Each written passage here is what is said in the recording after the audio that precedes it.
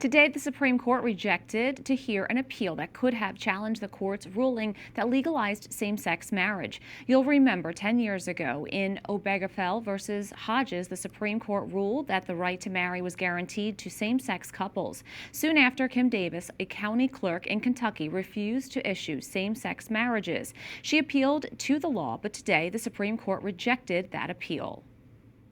Joining us now is Tom Jipping, Senior Legal Fellow at the Heritage Foundation. Tom, thanks so much for coming on today.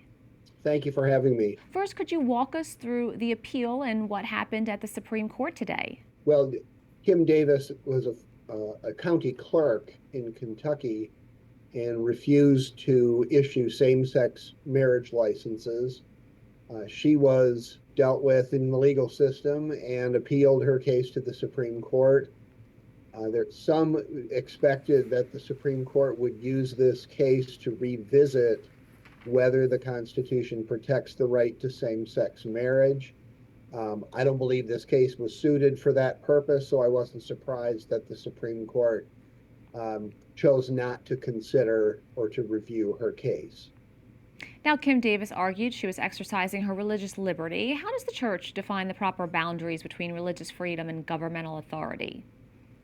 Well, I think that the issue here was a little bit narrower than that because she was not acting as a private citizen exercising her right to exercise religion. She was acting as a public official. And the First Amendment applies differently with regard to the actions of public officials than private individuals. So that's what she argued, and I suppose some were hoping that the Supreme Court would look at it that way, but she was acting in her official capacity as a county clerk, and that's a very different legal question.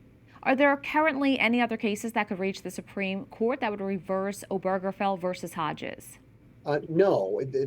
One of the reasons why this was not the right case to do that, if you look at the court's decision 3 years ago in Dobbs, which overruled Roe versus Wade, that's a good parallel. In that case, a state passed a law banning abortion that conflicted with the Supreme Court's Roe versus Wade decision, and the Supreme Court then revisited whether Roe versus Wade should stay or go.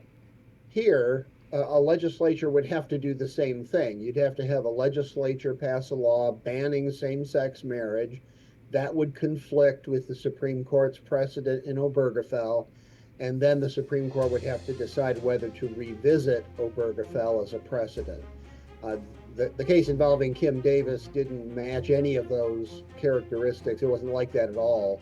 Tom Jipping, Senior Legal Fellow at the Heritage Foundation, thank you so much. Thank you.